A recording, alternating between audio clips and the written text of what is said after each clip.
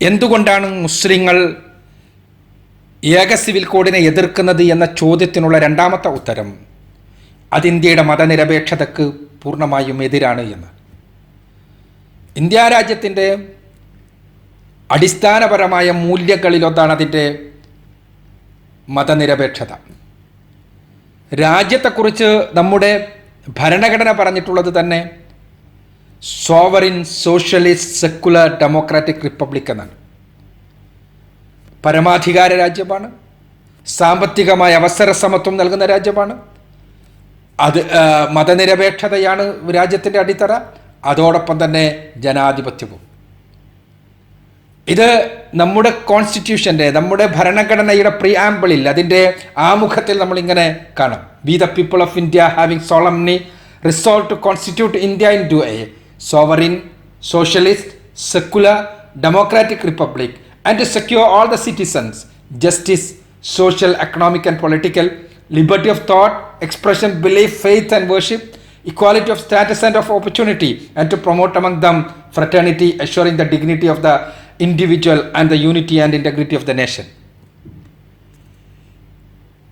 ഇവിടെ രാജ്യം പരമാധികാരമുള്ള രാജ്യമാണ്. നാട്ടിൽ സാമ്പത്തികമായ അവസര സമത്വമുണ്ട്, സോഷ്യലിസമാണ്. അതേപോലെ നാട് ജനാധിപത്യമാണ്, ഡെമോക്രസിയാണ്. നാട് സെക്കുലറാണ്, മതനിരപേക്ഷമാണ്. ഇവിടെ മതനിരപേക്ഷമെന്നാണ് ഇന്ത്യയെ സംബന്ധിച്ചിടത്തോളം സെക്കുലറിസത്തിന് നൽകാൻ കഴിയുന്ന നല്ല മലയാള പരിഭാഷ. എന്തുകൊണ്ടെന്നാൽ മതത്തിൻ്റെ നിരാസമല്ല, പാശ്ചാത്യൻ സെക്കുലറിസത്തെ പോലെ മതത്തിൻ്റെ പൂർണ്ണമായ നിരാസമല്ല ഇന്ത്യൻ സെക്കുലറിസം വിവക്ഷിക്കുന്നത്. മറിച്ച് ഗാന്ധിജി പറഞ്ഞ സർവധർമ്മ സമഭാവനയാണ്. അത് നിർവചിച്ചിട്ടുള്ളത് ഇങ്ങനെയാണ്: a state which doesn't recognise any religion as a state religion, it treats all religions equally. നമ്മുടെ നാടിനൊരു മതമില്ല, ഒരു ദേശീയ മതം ഇല്ല. എന്നാൽ എല്ലാ മതങ്ങളെയും നാട് തുല്യമായി പരിഗണിക്കുന്നു. ഇങ്ങനെ പരിഗണിക്കണമെങ്കിൽ ഓരോ ആളുകൾക്കും അവരുടെ മതമനുസരിച്ചുള്ള അനുഷ്ഠാനങ്ങൾക്കും ജീവിതക്രമത്തിനും അനുമതി നൽകണം. ജീവിതക്രമത്തിന് അനുമതി നൽകുക എന്ന് പറയുമ്പോൾ ഇസ്ലാമിനെ സംബന്ധിച്ച് പ്രത്യേകമായി എടുത്തു പറയേണ്ടതുണ്ട്.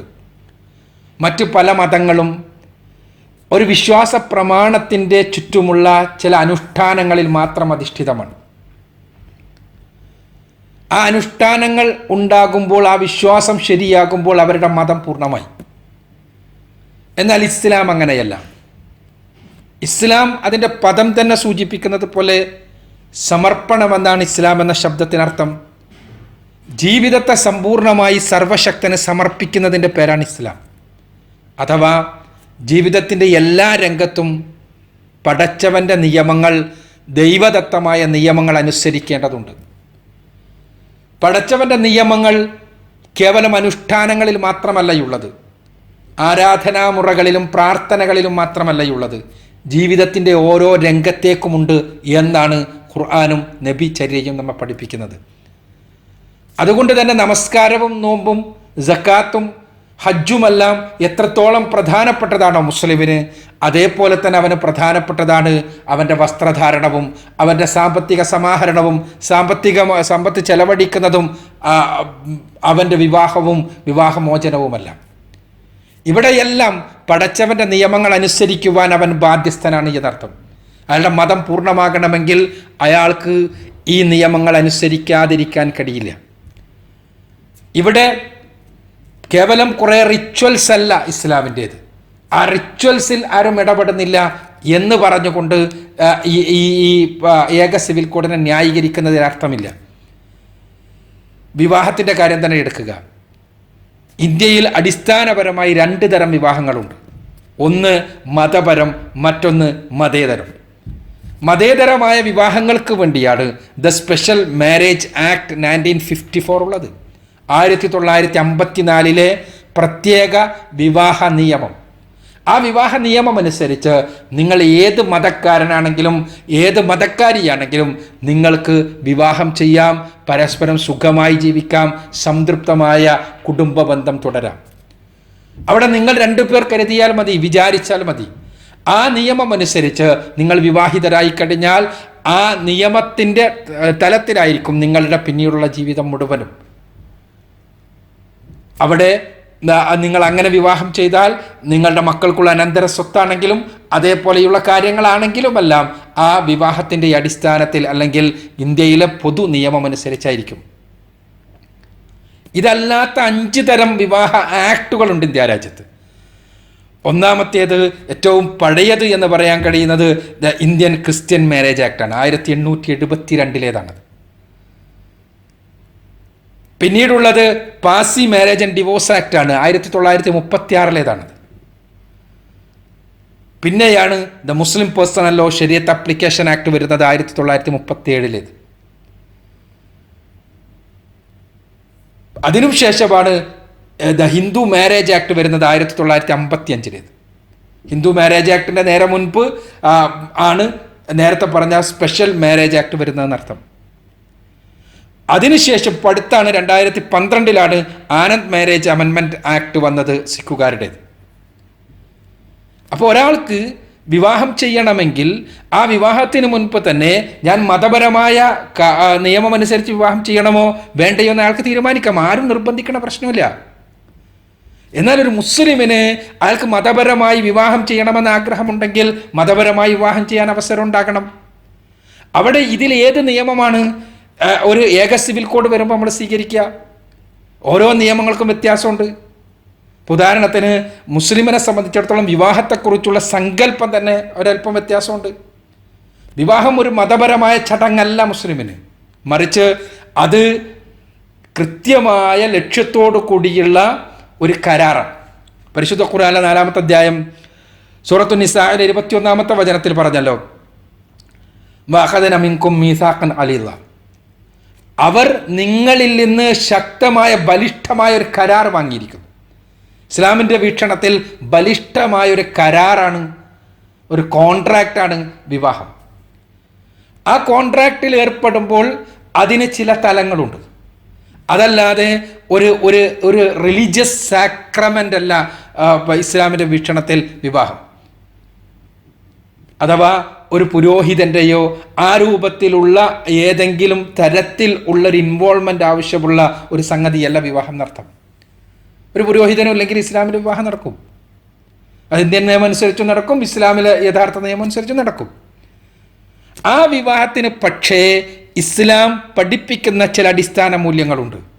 ആ മൂല്യങ്ങളിൽ ഒന്നാണ്, പെണ്ണിനെ സംബന്ധിച്ചിടത്തോളം അവൾ നേർക്കുനേരെ എല്ലാ പുരുഷനുമായി വിവാഹം ബന്ധത്തിൽ ഏർപ്പെടേണ്ടത്, മറിച്ച് അവളെ സംരക്ഷിക്കുന്ന ഒരു പുരുഷൻ, അത് അവളുടെ പിതാവാകാം, പിതാവില്ലെങ്കിൽ സഹോദരങ്ങളാകാം, അതല്ലെങ്കിൽ മറ്റ് ആണുങ്ങളായിട്ടുള്ള കുടുംബക്കാരാകാം.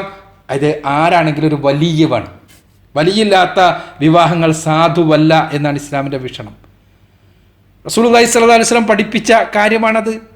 അതുകൊണ്ട് തന്നെ വലിയില്ലാത്തൊരു വിവാഹത്തെക്കുറിച്ച് മുസ്ലിമിന് ചിന്തിക്കാൻ കഴിയില്ല. വലിയില്ലാത്തൊരു വിവാഹത്തിനെക്കുറിച്ച് മുസ്ലിമിന് ഒരിക്കലും ചിന്തിക്കാൻ സാധ്യമല്ല. റസൂലുള്ളാഹി സ്വല്ലല്ലാഹു അലൈഹി വസല്ലം വളരെ കൃത്യമായി പഠിപ്പിച്ചിട്ടുള്ള കാര്യമാണത്. അബൂ മുസൽ അശ്ശരി റളിയല്ലാഹു അൻഹുവിൽ നിന്ന് നിവേദനം ചെയ്യപ്പെട്ട അബൂദാവൂദും തിർമിദിയും ഇബ്നു മാജയും എല്ലാം ഉദ്ധരിച്ചിട്ടുള്ള ഹദീസിൽ വളരെ കൃത്യമായി വലിയില്ലാതെ വിവാഹമില്ല എന്ന് റസൂലുള്ളാഹി സ്വല്ലല്ലാഹു അലൈഹി വസല്ലം പഠിപ്പിച്ചിട്ടുണ്ട്. അതേപോലെ ആയിഷ റളിയല്ലാഹു അൻഹയിൽ നിന്ന് ബൈഹഖിയിൽ റിപ്പോർട്ട് ചെയ്യപ്പെട്ട ഹദീസിലും ഇതേപോലെ വലിയും 2 സാക്ഷികളും ഇല്ലെങ്കിൽ വിവാഹമില്ല എന്ന് പഠിപ്പിച്ചിട്ടുണ്ട്.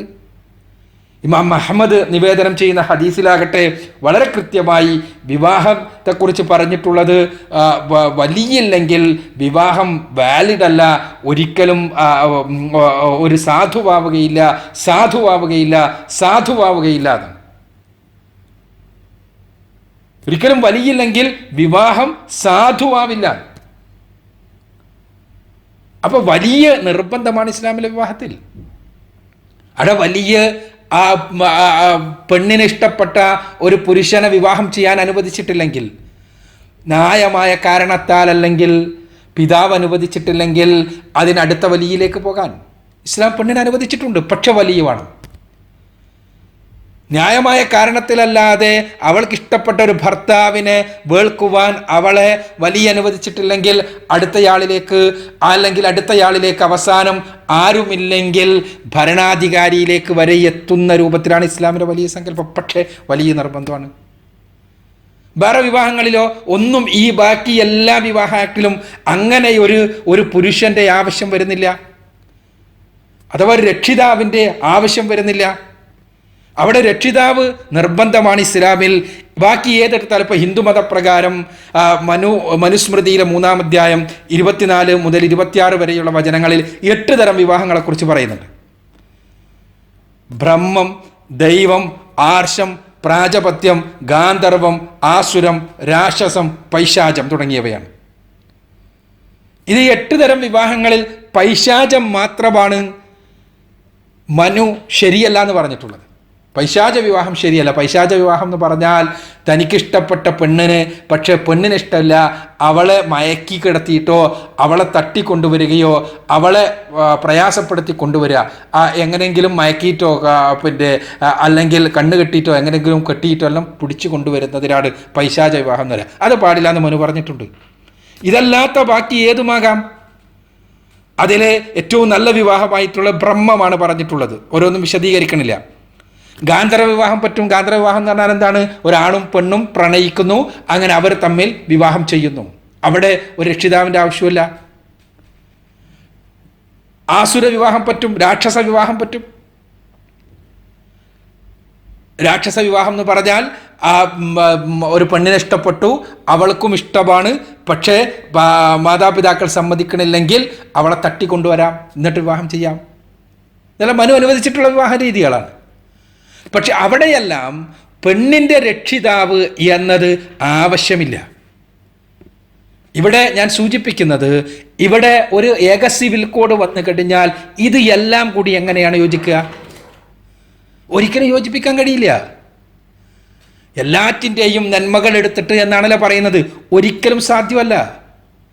അപ്പം അതുകൊണ്ട് തന്നെ ഒരു മതനിരപേക്ഷതയുടെ സ്പിരിറ്റിന് നേരെ എതിരാണ് ഏക സിവിൽ കോഡ് എന്നുള്ള ആശയം. അതേപോലെ തന്നെ ആരൊക്കെ വിവാഹം ചെയ്യാം? ഹിന്ദു മാരേജ് ആക്ട് പ്രകാരം ആരെ വിവാഹം ചെയ്യണം എന്ന കാര്യത്തിൽ കൃത്യമായ നിർദ്ദേശമില്ല.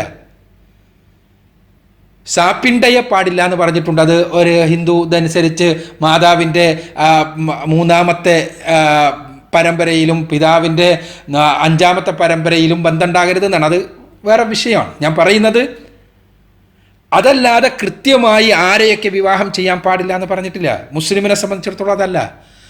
പരിശുദ്ധ ഖുർആനിലെ 4-ാമത്തെ അധ്യായം സൂറത്ത് നിസായിലെ 22 മുതൽ 24 വരെയുള്ള വചനങ്ങളിൽ ആരെയൊക്കെ വിവാഹം ചെയ്യാം, ആരെയൊക്കെ വിവാഹം ചെയ്തുകൂടാ എന്ന് കൃത്യമായി നിർവചിച്ചിട്ടുണ്ട്. ഇപ്പോൾ ഒരു ഈ ഒരു ഏക സിവിൽ കോഡിലൊരു വിവാഹ നിയമം വന്നാൽ ഇത് ഏതാണ് എടുക്കുക? ഒരിക്കലും ഒരു മുസ്ലിമിന് ഇത് ആ ഏക സിവിൽ കോഡ് സ്വീകരിക്കാൻ കഴിയുന്ന ഒരവസ്ഥ ഉണ്ടാവില്ല. ഒരു നിയമത്തിൽ കൊണ്ടുവരാൻ പറ്റൂല. അതുകൊണ്ടാണ് പറയുന്നത് അതൊരിക്കലും സാധ്യമല്ല, കഴിയില്ല എന്ന്. അത് ഇന്ത്യയുടെ മതനിരപേക്ഷതയെ തകർക്കുകയുള്ളൂ. കാരണം ഏതൊരു നിയമം എടുത്താലും ആ നിയമം ഏതെങ്കിലും ഒരു മതത്തിൻ്റെ നിയമമായി മാറും. ആ മതത്തിൻ്റെ ആളുകൾക്ക് സൗകര്യമുള്ളതാകും. അതല്ലാതെ മുസ്ലിങ്ങളെ സംബന്ധിച്ചിടത്തോളം ഒരിക്കലും തന്നെ അത് അനുസരിച്ച് മുന്നോട്ട് പോകാൻ കഴിയില്ല. ഇസ്ലാം അതേപോലെ തന്നെ വളരെ പ്രാധാന്യം കൽപ്പിക്കുന്നതെന്നാണ് മുലകുടി ബന്ധം. ആ മുലകുടി ബന്ധത്തിൽ ഉള്ള സഹോദരങ്ങൾ, ആ സഹോദരങ്ങൾ തമ്മിലുള്ള വിവാഹം പറ്റൂല. ആ വിവാഹം പറ്റൂല എന്നുള്ളത് ഈ ബാക്കി 5 മാരേജ് ആക്ടിനും ഉൾക്കൊള്ളാൻ പോലും പറ്റാത്തതാണ്. വിവാഹം പറ്റൂല എന്ന് പറയുമ്പോൾ അഥവാ അറിയാതെ വിവാഹിതരായി കഴിഞ്ഞാൽ എപ്പോഴാണോ അത് അറിയുന്ന സന്ദർഭത്തിൽ വിവാഹബന്ധം വേർപെടുമെന്നാണ് ഇസ്ലാമിൻ്റെ നിയമം. ഇല്ലെങ്കിൽ അവർ പിന്നീട് അറിഞ്ഞതിന് ശേഷം നടത്തുന്ന ശാരീരിക ബന്ധം മുഴുവനും വ്യഭിചാരമാണ്. നമ്മൾ വളരെ വളരെ ഗൗരവമുള്ളതാണ് ഇസ്ലാമിൽ. അതിൻ്റെ ശരിയും തെറ്റും മാനവികതയുമെല്ലാം വേറെ ചർച്ച ചെയ്യേണ്ടതാണ്. ഇൻഷാ അല്ലാഹ് പിന്നീട് നമുക്ക് ചർച്ച ചെയ്യാം. പക്ഷെ ഇവിടെ ആ നിയമം അനുസരിച്ചുകൊണ്ട് എങ്ങനെയാണ് ഒരു ഏക സിവിൽ കോഡിൽ ഒരു ക്ലോസ് ഉണ്ടാക്കുക, ഒരു ആക്ട് ഉണ്ടാക്കുക? സാധ്യമല്ല. അതുകൊണ്ടാണ് പറയുന്നത്, മുസ്ലിമിനെ സംബന്ധിച്ചിടത്തോളം അയാളുടെ മതമനുസരിച്ച് ജീവിക്കണമെങ്കിൽ പരിശുദ്ധ ഖുർആനും തിരുസുന്നത്തും പഠിപ്പിക്കുന്ന രീതിയിലുള്ള നിയമങ്ങൾ അനുസരിച്ച് വിവാഹം ചെയ്യാൻ കഴിയണം. അപ്പോഴാണ് അയാൾക്ക് വിവാഹത്തിൻ്റെ ലക്ഷ്യമായ സമാധാനവും ശാന്തിയും ലഭിക്കും. ഖുർആൻ പറയുന്നത് അതാണ്. ഖുർആൻ പറയുന്നത് വിവാഹത്തിൻ്റെ ലക്ഷ്യം സന്താനോൽപാദനം എന്നല്ല, വിവാഹത്തിൻ്റെ ലക്ഷ്യം മറ്റ് കുടുംബബന്ധം ചേർക്കൽ എന്നല്ല, മറിച്ച് വിവാഹത്തിൻ്റെ ലക്ഷ്യം വമിൻ ആയാതിഹി അൻ ഖലഖലകും മിൻ അൻഫുസികും അസ്വാജൻ ലിതസ്കുനു ഇലൈഹ വജഅല ബൈനകും മവദ്ദതൻ വറഹ്മ എന്നാണ്. സമാധാനവും ശാന്തിയും ഉണ്ടാവുക, സ്നേഹവും കാരുണ്യവും പരസ്പരം പ്രകടിപ്പിക്കുക, ഇതിനാണ് വിവാഹം. സ്വാഭാവികമായിട്ട് കുഞ്ഞുങ്ങളുണ്ടാകാം, അത് വേറെ വിഷയമാണ്. പറയുന്നത് വിവാഹത്തിൻ്റെ ആത്യന്തിക ലക്ഷ്യം അതാണ്. ആ ലക്ഷ്യം നേടിയെടുക്കണമെങ്കിൽ തീർച്ചയായും അവൻ്റെ പടച്ചവൻ്റേത് എന്ന് അവൻ വിശ്വസിക്കുന്ന നിയമങ്ങളനുസരിച്ചുള്ള വിവാഹബന്ധത്തിൽ ഏർപ്പെടാൻ കഴിയണം. അവിടെയാണ് ഏക സിവിൽ കോഡ് ഒരിക്കലും സ്വീകരിക്കാൻ സാധ്യമല്ല എന്ന് പറയുന്നത്. ഇങ്ങനെ ഒരു സിവിൽ കോഡ് ഉണ്ടാക്കിയിട്ട് അടിച്ചേൽപ്പിക്കുക എന്ന് പറഞ്ഞാൽ അതിൻ്റെ പേരാണ് ഫാഷിസം. അതിന് തന്നെയാണ് ഫാഷിസം എന്ന് പറയുക. എങ്ങനെയാ കഴിയുക? എങ്ങനെയാണ് ഒരു മുസ്ലിമിന് ഒരിക്കലും ഗാന്ധർവ വിവാഹം അംഗീകരിക്കാൻ കഴിയില്ല. അപ്പോൾ ഒരു പുരുഷനും പെണ്ണും അവർക്ക് ഒന്നിച്ച് ജീവിക്കണം എന്ന് ആഗ്രഹമുണ്ട്. മുസ്ലിം പെൺകുട്ടിയും മുസ്ലിം പുരുഷനുമാണ്. പക്ഷേ ഇസ്ലാമികമായ നിയമം അനുസരിച്ച് പോകാൻ തയ്യാറില്ലെങ്കിൽ അവർക്കതിന് മാർഗമുണ്ട്. ഇവിടെ സ്പെഷ്യൽ മാരേജ് ആക്ട് പ്രകാരം വിവാഹം ചെയ്യാം, ആരും നിർബന്ധിക്കണില്ല. എന്നാൽ ഒരു മുസ്ലിമിന് അങ്ങനെയല്ല. ഇസ്ലാമിക നിയമം അനുസരിച്ച് വിവാഹം ചെയ്യണമെന്ന് വിചാരിച്ചാൽ സ്പെഷ്യൽ മാരേജ് ആക്ട് പ്രകാരം പറ്റൂല. കാരണം അവിടെ വിവാഹം നടക്കേണ്ടത് വിവാഹ കരാർ കൈമാറേണ്ടത്, അല്ലെങ്കിൽ വിവാഹത്തിന് സ്വരം നൽകേണ്ടത് പെണ്ണിൻ്റെ പിതാവാണ്, അതല്ലെങ്കിൽ വലിയാണ്. ഒരിക്കലും കഴിയില്ല.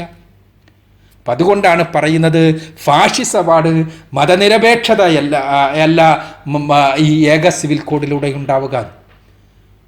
ഏക സിവിൽ കോഡ് അടിച്ചേൽപ്പിക്കുകയാണെങ്കിൽ അത് നാട്ടിൻ്റെ ആത്മാവിനെതിരാണ്.